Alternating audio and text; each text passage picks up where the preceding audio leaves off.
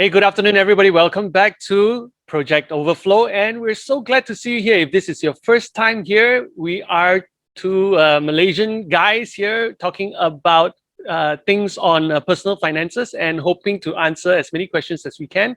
No, we're not professionals, but we're just sharing our our journey and our life, and also our opinion over how to handle money in Malaysia. All right, so we're going to go to our first question this week that we got, which is, I make 2,000 ringgit per month. What should I buy? Should I buy a car with 600 ringgit per month installment, or what? Okay, so I think that's the question. 2,000 ringgit earning to buy a new car which costs 600 ringgit a month in terms of installment. Go ahead, Zuan. What do you think? Don't do it. Don't do it. Yeah, I mean, I get it. It's a Malaysian thing, right? And especially, I mean, I think 600 ringgit a month, you're talking about maybe the Myvi. That's the entry level car. And the reason why I say I don't do it is because if you actually take 600 ringgit a month and you divide over your take home, that's I think about 30% of 30% of what you make, your income, and you're putting into a depreciating asset or a car or a liability, right? So don't do it. I still remember my first car was Kancil, manual, 860. Yeah, less than 1 cc. And that car was only like what, 3,000 ringgit in cash. 3,000 ringgit in cash, and I've been driving that for quite some time. So don't do it is because we don't need to. I mean, yes, there's certain standards. When you're a certain age, you're making certain money, you need to carry a certain standard, especially in cars, right? So I would highly suggest get a reliable second-hand car that you can actually pay in cash or save up for that.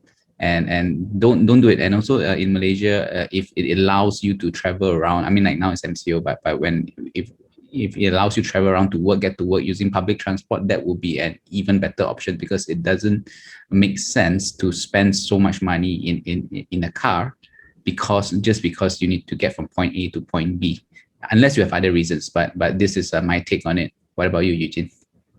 Okay, now just a little bit of details here. The when you take a loan from the bank to buy a car whatsoever, there is a certain rate that the bank goes under, which is 1/3 of your take-home pay. So if your take-home pay is 2,000, then you are right at the mark. Okay, so 666 ringgit something would be at the mark of what you can afford in terms of repayment. All right. Now that is assuming you don't have credit card.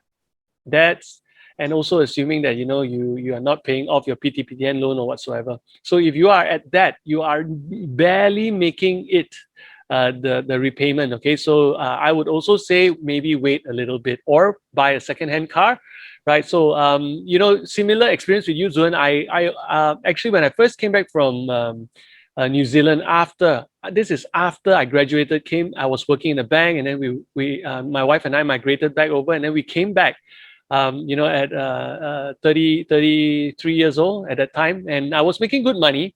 But the car that I bought, because I understood some of these principles, the car I bought was a 1988 Proton Saga.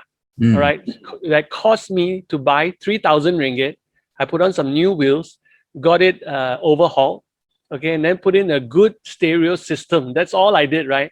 So the car, after doing all that, cost me 5,000, and then 2 years later, when I knew I could afford more than the repayment, substantially more, I bought another car, which was also secondhand, but I sold the car for 6,000. So I actually made 1,000 from it. So yes, I also agree with you. So that's my experience, right? So I also agree with you, right? Buying a depreciating asset is really pointless. Okay, unless like me, I bought a car that was very old and there's no more depreciation. Unless it's scrap metal, right? But it doesn't, because it's still moving. So I could sell it for 6,000 ringgit. So then that is a different story. So I think when we're looking at the first car, obviously we want to look good and all that.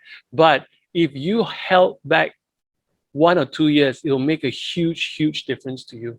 That is our advice. If you are out there now, graduate, especially in this time, when we are just now at the tail end of COVID. At the moment, the government is doing, all it can to make sure everybody is vaccinated and everybody can get back into the normalcy of life.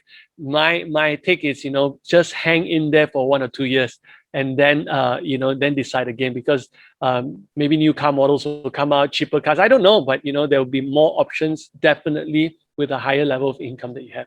All right, so I hope that helps you out there. Whoever you didn't put your name, so we don't know who you are, but if you've got follow-on questions, do ask in the comments. If you're here for the first time, don't forget to comment, like, subscribe, so that more people get to watch this, and also turn on the notification bell so that you know when we're coming up with the next video. All right, we'll take another question next time. We'll see you again. Bye bye.